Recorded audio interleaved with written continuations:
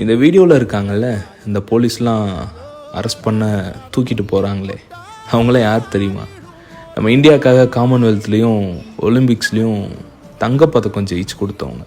Commonwealth தங்கம் வென்ற வினேஷ் போகட்டோட தலைமையில் Olympics தங்கம் வென்ற வீரர்களோட சேர்ந்து ஒரு போராட்டம் நடக்குது. எதுக்காக அந்த போராட்டம் அப்படின்னு கேட்டிங்கன்னா, இந்த ரெஸ்லிங் ஃபெடரேஷனோட தலைவரான, அது மட்டும் இல்லாமல் ஒரு கட்சியில் ஒரு எம்பியாகவும் இருக்கார். அவரு செக்ஸுவல் ஹராஸ்மெண்ட் தொல்லை கொடுத்துருக்காருன்னு ஒரு கேஸ் பதிவு பண்ணியிருக்காங்க. அதுக்கான நியாயமான தீர்ப்பு கிடைக்கலைங்கிறதுக்கான போராட்டம் தான். இதில் என்ன ஆச்சரியம்னு கேட்டிங்கன்னா, 2010 2020 வரைக்கும் இதே ஃபெடரேஷன் மேலே கிட்டத்தட்ட 49 பாலியல் தொந்தரவு கேஸ் பதிவு செய்யப்பட்டிருக்கு. அதுலேயும் முக்கியமாக 29 கேஸ் அங்கே இருக்க கோச் மேலே பதிவு பண்ணியிருக்காங்க. இவ்வளோ நடக்குது, அதை இன்னும் கேட்குறக்கு யாருமே இல்லை.